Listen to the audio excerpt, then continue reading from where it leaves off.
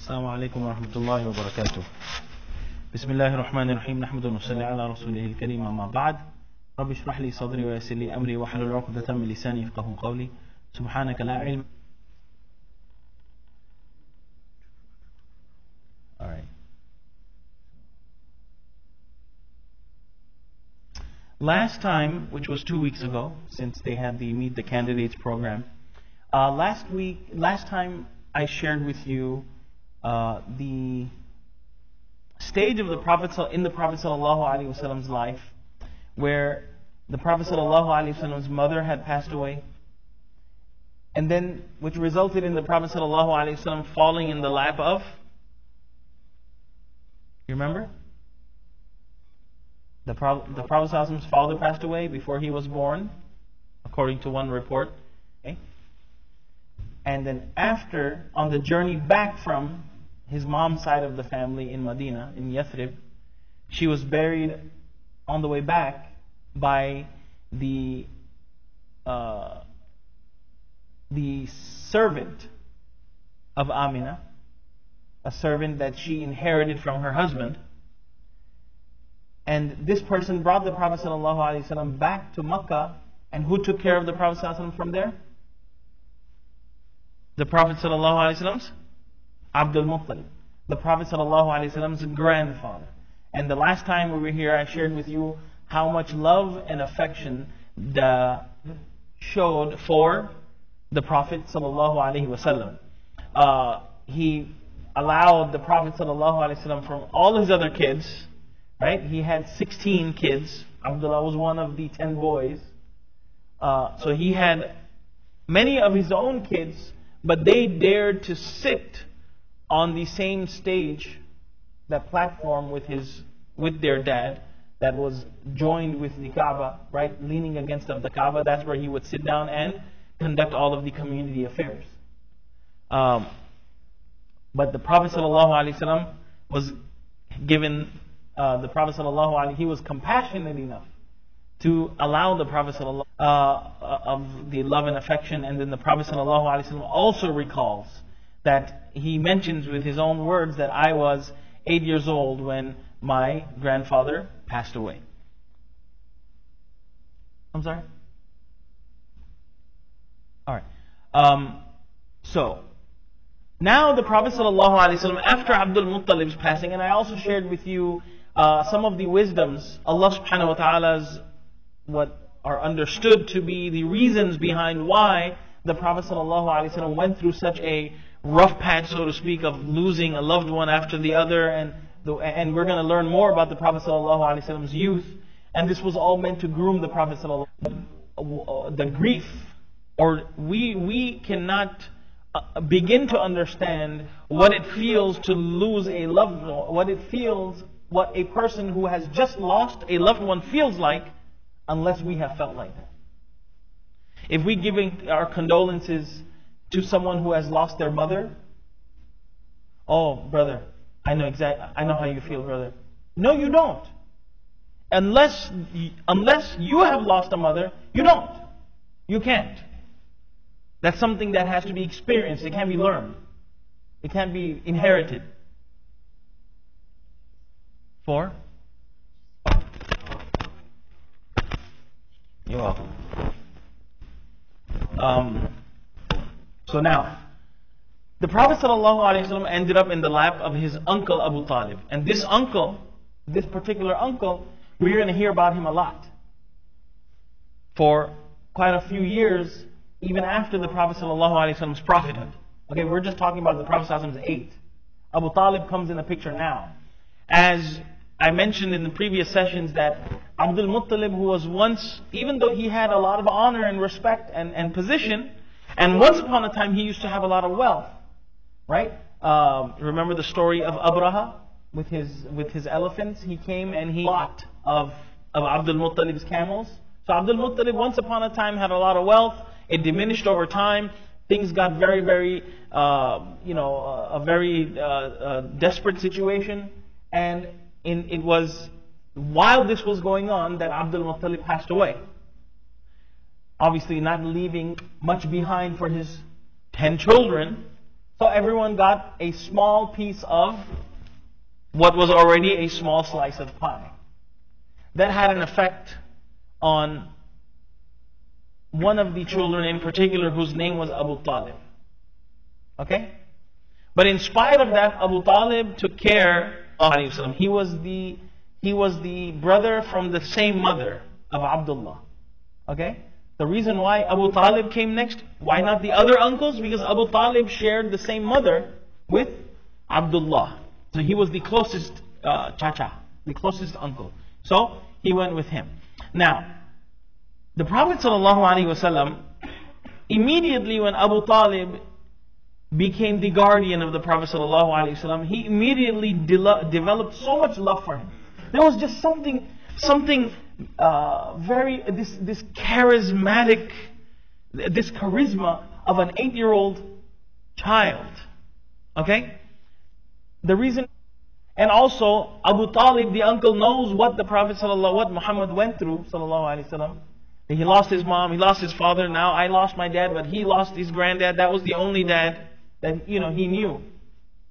The only dad that the Prophet sallallahu alaihi wasallam knew was Abdul Muttalib. Subhanallah. So maybe that must have tipped his love for the Prophet ﷺ. Whatever the situation was, the Prophet it is mentioned in books of Seerah that فَيَكُونُ مَعَهُ وَكَانَ أَبُو طَالِبٍ لَا مَالَ لَهُ وَكَانَ يُحِبُّهُ حُبًّا شَدِيدًا لَا يُحِبُّهُ وَلَدَهُ وَكَانَ لَا يَنَامُ إِلَّا إِلَى جَنْبِهِ. He used to love the Prophet ﷺ more than whenever he slept, he would want his nephew to be right there by his side. None of his other children. So he showed a lot of love and affection to the Prophet ﷺ. And subhanallah, it is mentioned that the Prophet ﷺ, until the Prophet ﷺ would not be at home, dinner would not be served. In the house of Abu Talib, until his nephew did not come home, dinner or lunch was not served. And what was the reason behind it? Because they noticed this pattern. Okay, the financial status of Abu Talib's household. They noticed this pattern that whenever Muhammad ﷺ was missing from the meal, they ate, but they never felt full. They felt hungry after they ate. They still felt so hungry. Obviously, because they didn't have enough food. However, whenever the Prophet ﷺ would break bread with them, you know how we go home, everyone sits at the table. Hopefully this is the case. Hopefully this is the case, that everyone is at least eating one meal together a week or a day, right? When the Prophet ﷺ ate with the rest of the family, they all felt satisfied. They didn't feel the hunger. So this was a barakah they noticed in the pattern. Therefore, Abu Talib said, we are not eating until my nephew is coming home. Subhanallah. Talk about the barakah of the Prophet ﷺ. And it is also mentioned by Ibn Sa'd rahimahullah in Tabaqat al-Kubra that the descriptions about the Prophet ﷺ, about the household of Abu Talib, is that when all of the family would go to sleep, whenever they would wake up, for guys, it's maybe not that much of a problem. But, if have any of us kept long hair in our lives? Okay? Did once. When you wake up, right? So if someone rings the doorbell and you have to jump out of bed and answer the door, you're not going to do that. Now we could do that. Right? Because you have to groom yourself, you have to take care of your hair. At least comb it. The Prophet ﷺ, the other children, when they would wake up, they would all be scruffy and their hair would be everywhere. But the Prophet ﷺ, whenever he would wake up, even as a child, his hair would be dahinan kahilan. It would be very dark and very, just like as if someone had oiled his hair. When he woke up. Subhanallah. It goes totally beyond the saying, he's like, oh man, you look like you just walked out of bed. Right? Well, if you were the Prophet ﷺ, that was a good look. Now, Abu Talib, he would go and travel back and forth. Now obviously when you got to raise such a big family, you got to hustle, right? You got to go out of town, business trips. So Abu Talib, he was once getting ready to go to Syria, Ash-Sham. Now when we hear the word Ash-Sham translated as Syria, it's not the current, obviously this is something, the area of Sham was much bigger. The area of Sham was much bigger. And what we know as Palestine and all of these areas are a part of Sham. So that entire region. So Quraysh had these caravans, لِإِلَافِ Quraysh. They used to have these caravans that would travel. 6 months they would go this way, and 6 months they would come back. The caravans would come this way. Abu Talib, once he was getting ready to go, and obviously when you're getting ready to go, you get your camel ready, your horse ready, your clothes ready, all those things ready. So he noticed something's going on. So the Prophet ﷺ saw Abu Talib getting ready to leave. He was on his horse. And the Prophet ﷺ said, Ya ammi ila man takiluni, wala ab wala ummali. My uncle, Chacha, where are you going? Who are you going to leave with me? Leave me with. I don't have a father. I don't have a dad. فَرَقَّ لَهُ Abu Talib. Abu Talib felt so saddened by hearing this. His heart became so soft. He said, وَاللَّهِ لَأَخْرُجَنَّ بِهِ مَعِي وَلَا يُفَارِقُنِي وَلَا أُفَارِقُهُ أَبَدًا. He told the rest of his caravan that this boy right here, this boy is going to be part of our crew. Alright? Imagine you're going for business. You travel for business or work? You travel with a group of your colleagues and you have to go on a journey, and your 8-year-old son, he's much older now, but imagine a 9-year-old kid, 8-year-old kid. Why are you bringing the kid on a business trip? You didn't get the memo? Abu Talib said, لا أفارقه ولا يفارقني أبدا. I'm never going to leave his side and he's never going to leave my side. So, let's get this understood. The boy stays. The boy stays. End of story. Now, as they were traveling, now Abu Talib and these caravans traveled back and forth many times. This was their regular, that was the time of the year. Whenever they would travel, you basically make a place for yourself, or you lock yourself up in this room, and your job is to worship. Worship, worship, worship. That's it. Okay? Worship. Not even i'tikaf, because in i'tikaf you bring your phone and your laptop, and then you have food, and then you're meeting with everyone, and we're talking about politics, and all of these things go in i'tikaf.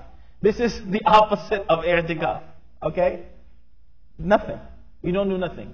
And technically that's not how i'tikaf is supposed to be.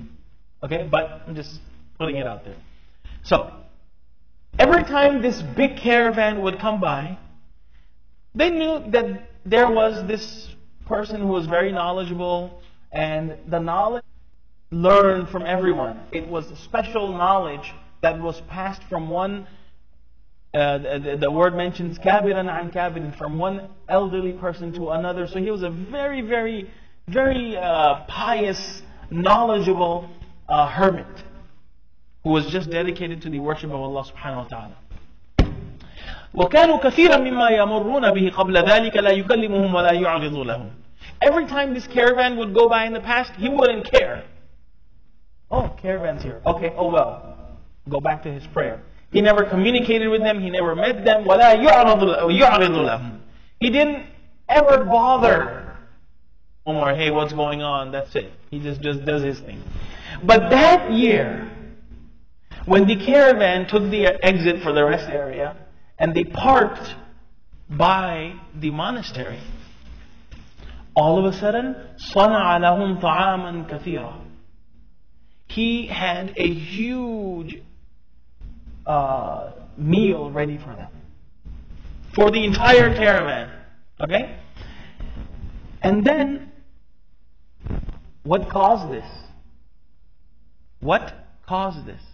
And this is what people in Sirah, they explain that as he was worshipping in his monastery, heat of the desert area, he noticed a cloud, a white cloud that was hovering over a caravan, and it was shading the caravan and not anything else besides the caravan. He observed this. Then when the caravan parked, one person walked towards a tree and he noticed that now the cloud is moving away from that caravan and covering that person. When the person sat underneath the tree, the cloud went away and the branches of that tree rearranged this one person. Okay? Now, when he saw this, he got out of his monastery. He got a meal prepared for them. Then he invited all of them, saying, I have made food for you, O people of Quraysh. I want all of you. كلكم صغيركم وكبيركم وحركم وعبدكم. I want all of the old, all of the young, all of the free, and all of the slaves. I want all of you to come. Back in the day when you have slaves amongst you, obviously you would, when the caravans would go, they would bring their slaves along, right? To fill up the tank, to clean the car, whatever, to do all of those things, all of the other things that the caravan needs, those functions, they would bring them along. But then when you would eat, what usually happens? The main people eat first, and then whatever's left over, it goes. Unfortunately, well, that's how it is. It goes to those who are serving or whatever.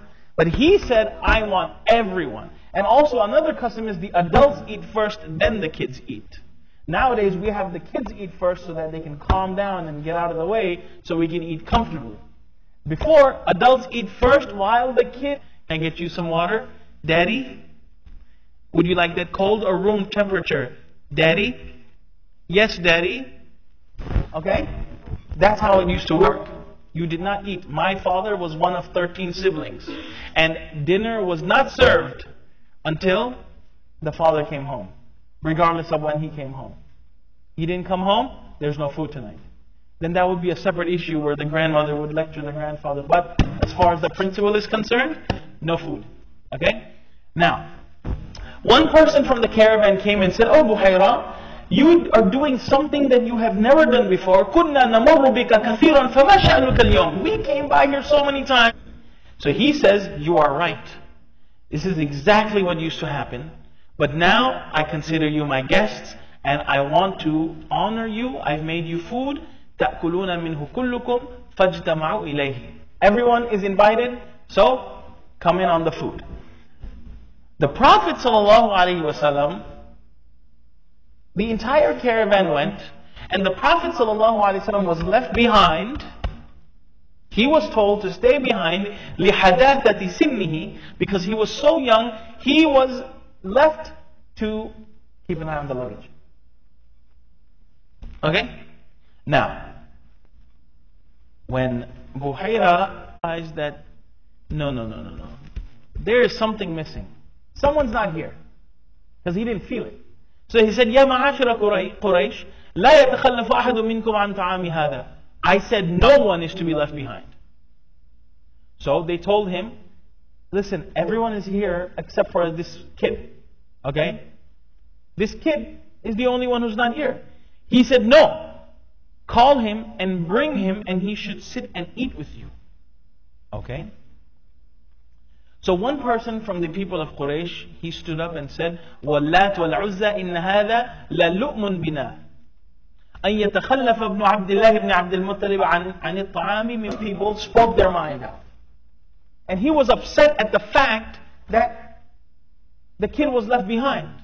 And he said he swore by the two idols, Lat and Uzza, and he said that this is such a shame. We should be ashamed of ourselves that we left the son of Abdullah ibn Abdul Muttalib out there while we are eating. Okay? Now, so basically he came and they got him, they sat him down. This monk, his name was Buhayra. Buhayra. He started looking at the Prophet ﷺ, staring at the Prophet ﷺ, أشياء من جسده.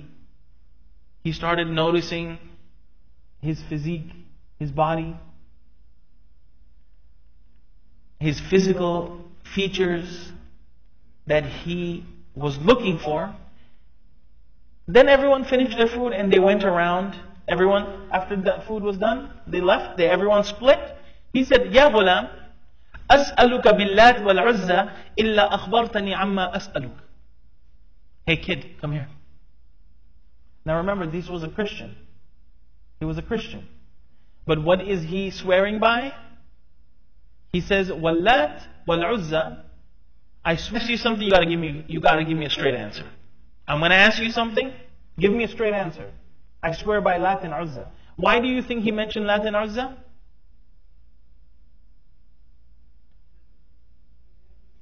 Huh?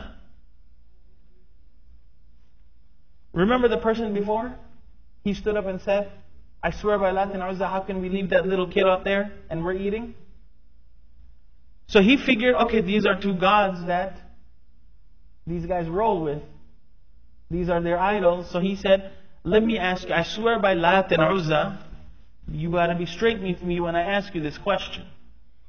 So he said, if you want a straight answer, take Lat and Uzza out of the equation.